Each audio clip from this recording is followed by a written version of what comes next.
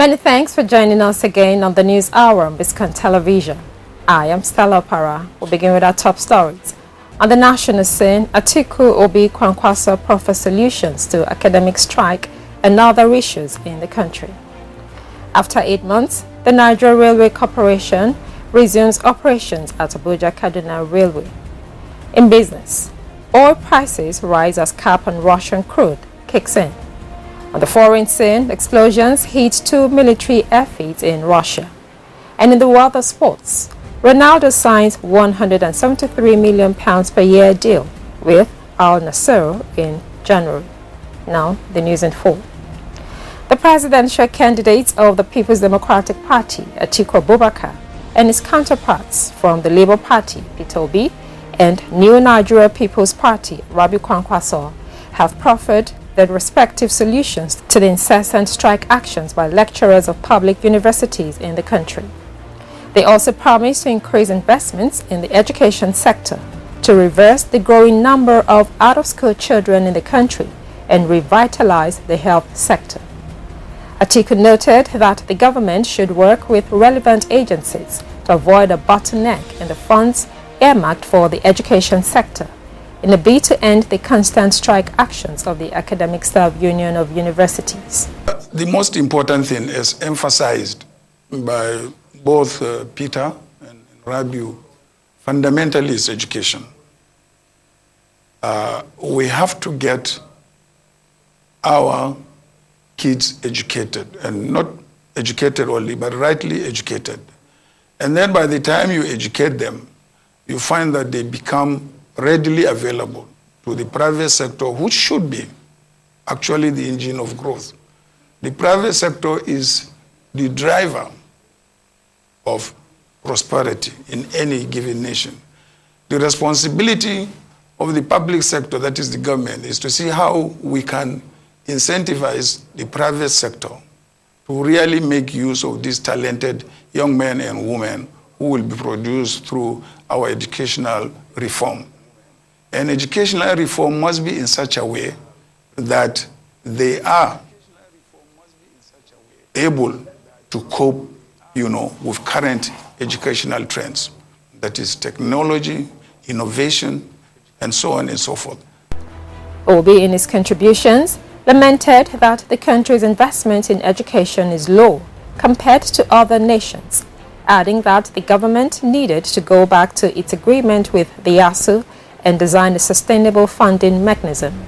At the federal and state level, but talking about the federal level now, our investment in education is low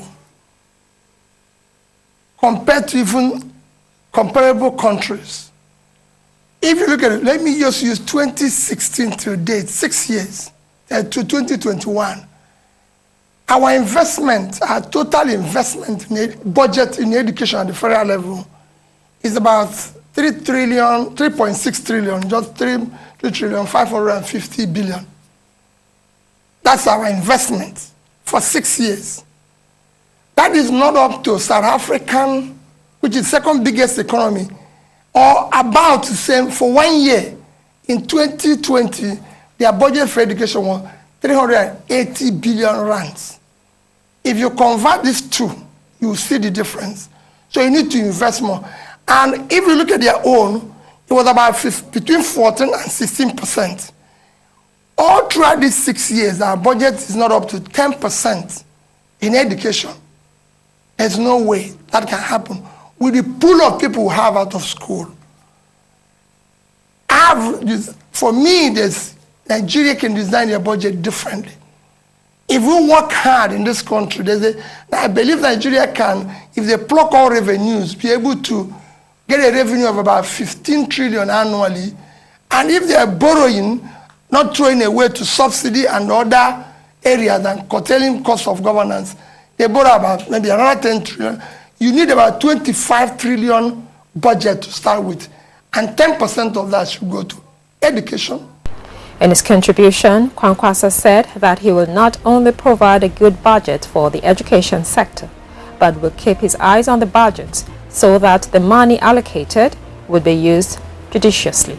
Now, I like figures, but you see some of these figures that the government is putting. In our own opinion, many governments are not keeping their eyes. You do budget with trillions and trillions of naira, you keep your eyes away. Some of them will disappear even they go before the money goes to the ministry. And these are some of the issues that are triggering a lot of mistrust by the ASU and other organizations. In our own case, we'll do whatever it takes, not only to do the budget, but to keep our eyes on the budget so that money goes down, so that everybody will get his own, will earn his salaries and allowances, and of course do what he or she needs to do. The Nigerian Railway Corporation, NRC, has resumed operations at the Kaduna-Abuja Railway 8 months after they were suspended. In March, Boko Haram attacked a passenger train along the route. The NRC, in the wake of the attack, suspended the service with the abducted persons released piecemeal. Today, operations resumed at the Kaduna-Abuja train route, but there was a low turnout of passengers, which was owing largely to the short resumption notice. Before the resumption of the services, the federal government and security agencies put several measures in place to ensure the safety of the passengers. The federal government said passengers on the route must register their phone numbers and national identification number at the point of ticket purchase. According to the NRC, identity verification devices will be used at each train station on the route for its officials to verify the validity of the identities of passengers. On Sunday, the Inspector General of Police, Usman Baba, ordered the deployment of armed personnel along the route. The Labour Party believes its presidential candidate Peter Obi will clinch the country's #1 seat in next year's election, despite the crisis in the party. A member of the Labour Party legal team, Joe Oke-Onwa-Kalusi, says with the former Anambra State governor, his party is sure to win, and said the Labour Party is strong enough to handle any internal disputes. The Ogun State chapter of the party suspended the Director General of its presidential campaign, Doyin Okupe, a move which was overruled by the national body of the Labour Party.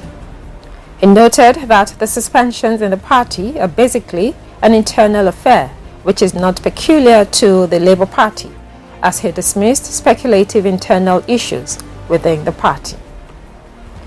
The Osun State Governor, Senator Demola Adeleke, has commenced the payment of salaries to workers in the state. This was contained in a statement signed by his spokesperson, Malam Olawale Rashid. According to his spokesperson, the governor has issued a note of warning to ministries, departments, or agencies that fails to submit its salary schedule latest today will be sanctioned.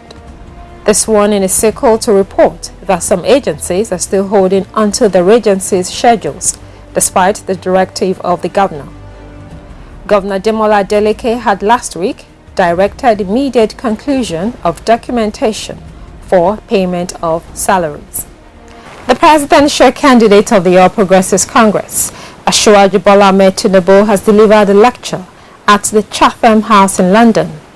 The All Progressives Congress presidential candidate said the next election will be taking place on the back of unbroken civilian rule in the country. He said the APC has distinguished itself in election management. He also said that elections are more credible than ever since the return of democracy since 1999, further buttressing his claim through actions of the President Muhammadu Buhari's administration on electoral acts. He also noted that he stands against all forms of electoral violence and intimidation. The 2023 election will be taking place on the back of almost 25 years of unbroken civilian rule. That's a record. It is a record for the country which is worth entrenching and celebrating. Every election, wherever it is held, is important to the people or entity directly concerned. It is also important to the global democracy community as well.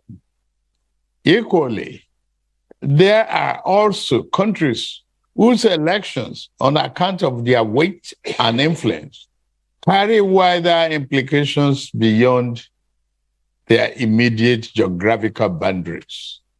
Nigeria is one of such countries.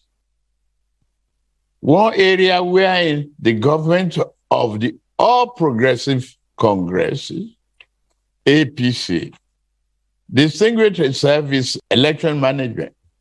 Today, elections are more credible than ever since the return of democracy since 1999. Recent statutory engagements, enactment, and allowing the use of technology, the tools for the accreditation of voters and transmission of results, will deliver the fairest and freest election in our nation's history. This is particularly important because the next president of Nigeria will have some tough choices to make and will not be able to do so with questionable electoral mandate. Tinubu said Nigeria must improve its capacity on the welfare and well-being of its citizens, among other things. Focus on food sufficiency and sustainable development. On the other hand, to secure itself, Nigeria not only requires to build and enhance the capacity of its armed forces, but also the welfare and well-being of its citizens. Integration as good in its own right, and in addition, understood sub-regional peace and security.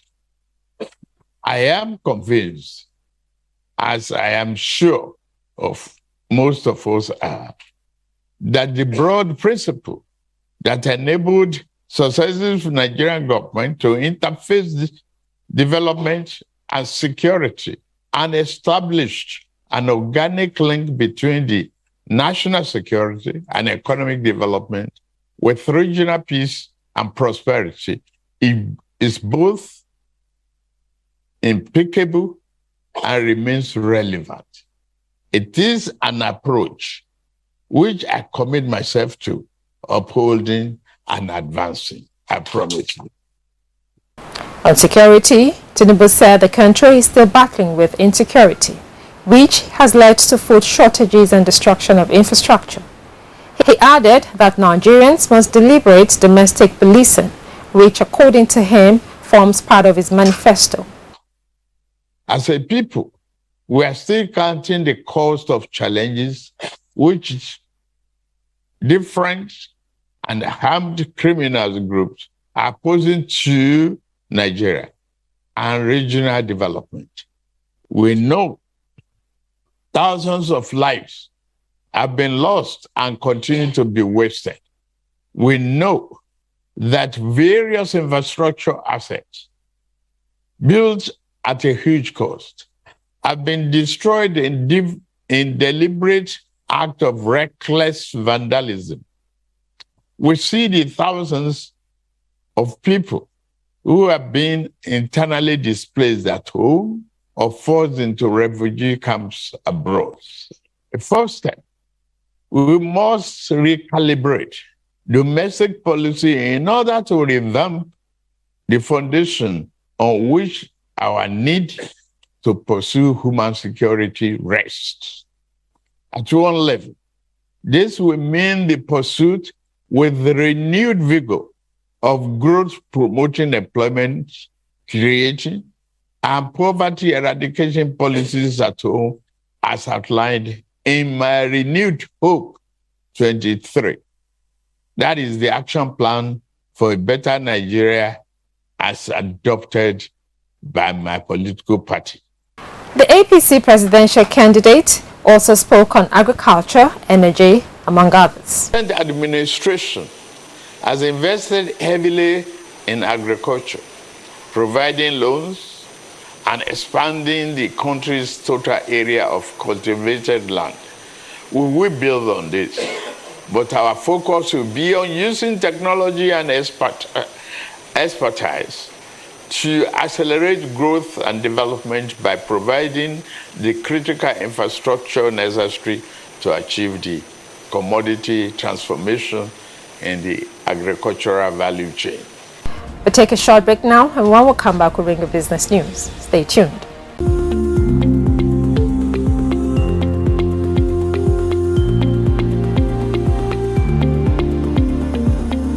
Welcome back to the News Hour on BISCON Television. Now to business news.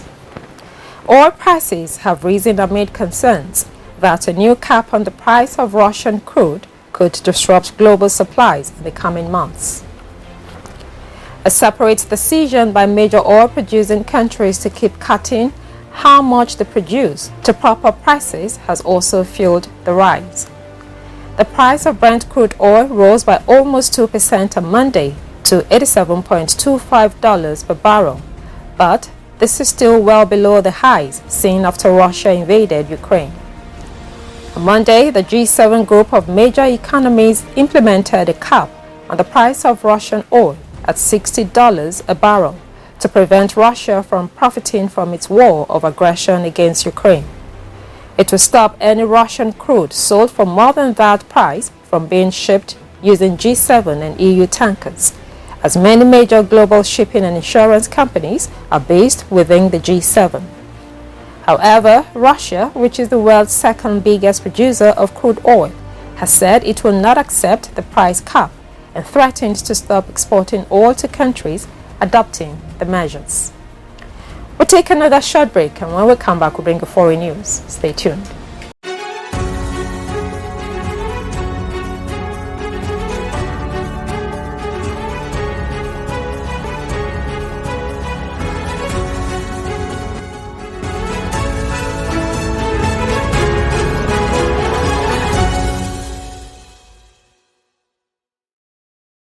Welcome back to the News Hour on BISCON Television.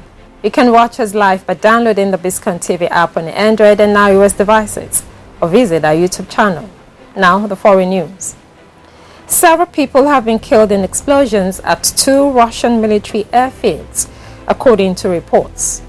A fuel tanker exploded, killing 3 and injuring 6 in an airfield near the city Ryazan, southeast of Moscow, Russia. Another 2 people are reported to have been hurt in an explosion at an airfield in the Saratov region. It is not known what caused the blast. Both areas are hundreds of kilometers from the Ukrainian border. Long-range Russian strategic bombers are believed to be based at the Engels Air Base in the Saratov region. The Saratov regional governor said security forces were checking what he called reports of an incident at military installations. These reports of 2 explosions at 2 different military sites will fuel speculations that Ukraine may be behind them. Prince Harry has exposed issues within the British monarch in a new documentary. He speaks of the leaking and planting of stories as part of a dirty game in a new trailer for his upcoming Netflix series. He describes the suffering of women marrying into the institution in an apparent reference to his wife Meghan and mother Princess Diana. The issue of race is also raised, with a commentator saying of the couple's experience, I quote, "It's about hatred, it's about race," end of quote. Coming up next is sports news. We'll bring you details shortly.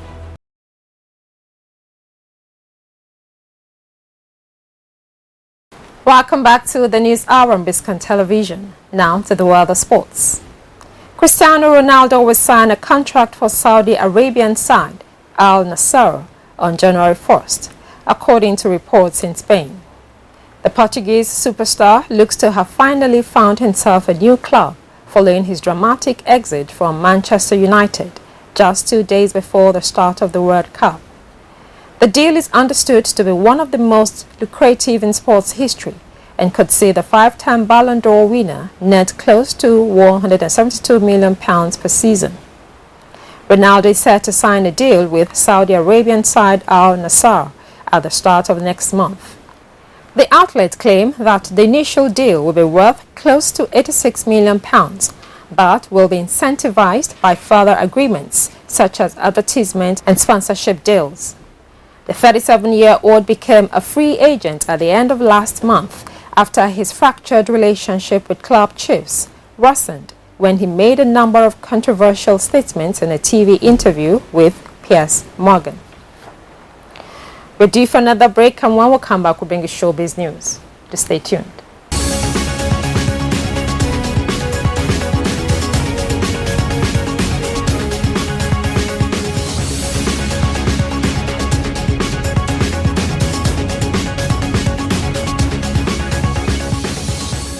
Welcome back to the News Hour on BISCON Television. Now to the entertainment section. Popular reality star Umaru Aisha, also known as Keisha, surfaces on social media after weeks of allegations of going through mental health breakdown. It will be recorded that some weeks ago, the BB Niger star wiped off all the content on her page, after which word spread that she was reportedly going through a mental breakdown. In a new video shared by Keisha on her Instagram page, she was in the company of her family and looking healthy. Fans were, however, elated to see their favorite BB Niger star, as many flooded the comment section before it was limited by Keisha. Popular socialite Cora Obidi has revealed she's now a single mom who sings and dances in Hollywood. Recall that the Instagram influencer had revealed some weeks ago that she had finalized her divorce with her white husband, Justin Dean. In a new video which surfaced online, she said that she now makes a living by working at Hollywood as a dancer and a singer. Cora expressed hope that things would never go on like this forever. And that's it for now on the News Hour on BISCON Television. Compiled and produced by Jumoke Deotiaino. I am Stella Opara. Thanks for staying with us.